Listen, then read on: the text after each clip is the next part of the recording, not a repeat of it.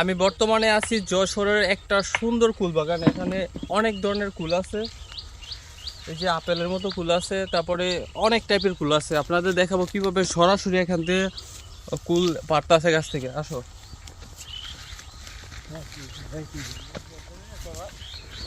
হ্যাঁ যাবে তো। ও মাইকে ভিডিও খাও করছি। এই যে কুলটা দেখতে পাচ্ছেন, এটা আপেলের মতন। সামনে আসো, দেখো। আমরা কি ভিডিও ফাও করছি, তো টিভিতে যাবেই। এই না ইউটিউবার, এই আমাকে ভাই ইউটিউবার। হ্যাঁ, সামনে অনলাইন কাজ করে। এই দেখেন এখানে প্রচুর পরিমাণে ফুল, প্রচুর পরিমাণে। এই জন্যই তো আমরা ঢুকালাম। প্রচুর পরিমাণে ফুল। কাকা এটা কি কুল? এটা হচ্ছে থাই। এটা থাই। এগুলো হচ্ছে বল। এটা কি দুই গাছ দুইটা নাকি এক গাছে দুই এক রকম? গাছে দুই তিন রকম আছে। দুই তিন রকম করা যায়, 4-5 রকমও করা যায়।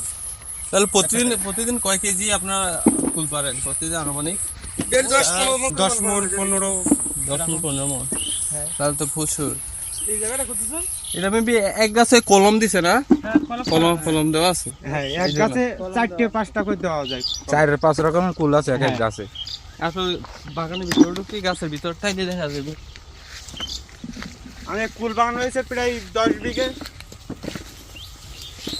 এই কুল বাগানের আয়তন হলো 10 বিঘার উপরে।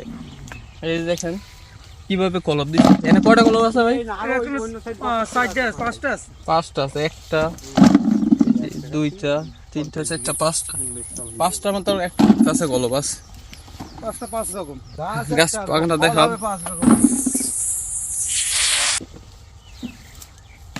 একটা ফল হবে 5 রকম।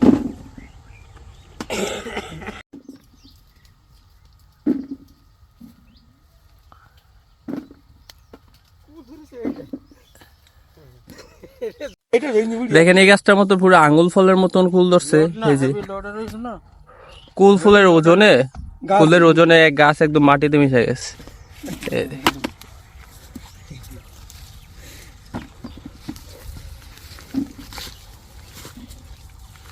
রাখতে পারছ না ভাব। ও ফুটনে ক্যাট বেশি দিলে মানে।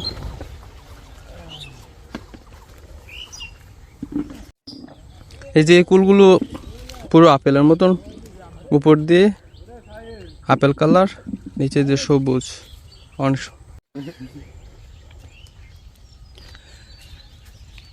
এই যে সব কুলগুলো পেরে একসাথে রাখা হয় এখানে, তারপর এখানে প্যাকেটজাত করে বাজারে পাঠানো হয়।